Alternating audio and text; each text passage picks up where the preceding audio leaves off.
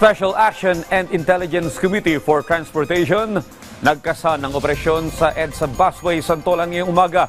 Ambulansya at pulis na may expired na lisensya kabilang sa nasita. Si Bernard Ferrer sa detalye. Tama ka dyan, Audrey. Ilang sasakyan nga ang nasita ng mga tauhan ng SAIC sa operasyon sa EDSA Santolan Busway ngayong Biyernes. Kabilang na dyan ang ambulansya, emergency response vehicle ng MDRRMO at pulis na expired na ang lisensya. Pagputok pa lang ng liwanag, nakabantay na ang mga tauhan ng Special Action and Intelligence Committee for Transportation o SAIC sa EDSA Santolan Busway.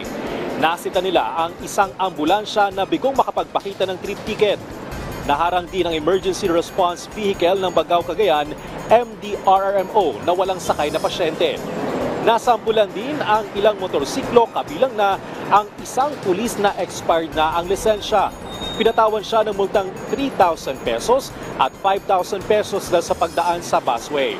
Nasita rin ang isang bus na papuntang educational tour sa Taguig.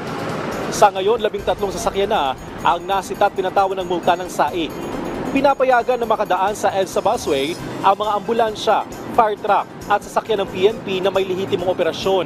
Gayon din ang sasakyan ng Pangulo, pangalawang Pangulo ng Bansa, Senate President, Speaker ng House of Representatives at Chief Justice ng Supreme Court. Samantala, umabot na sa 57.3 na milyong pasahero ang naserbisyohan ng EDSA Busway Program mula Enero 1 hanggang Nobyembre 30, 2024.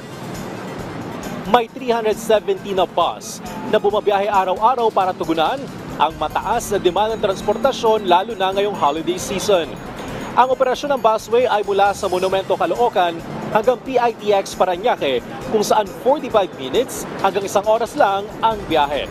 Audrey, sa lagay ng trapiko, mabilis pa ang daloy ng mga sasakyan dito sa northbound ng EDSA Busway, pero yung southbound ay may pagbagal na sa daloy ng mga sasakyan. Paalala sa ating mga motorista, bawal ang mga plaka na nagtatapos sa numerong 9 at 0 ngayong Biyernes mula alas 7 ng umaga hanggang alas 10 ng umaga at alas 5 ng hapon hanggang alas 8 ng gabi. Balik sa iyo, Audrey.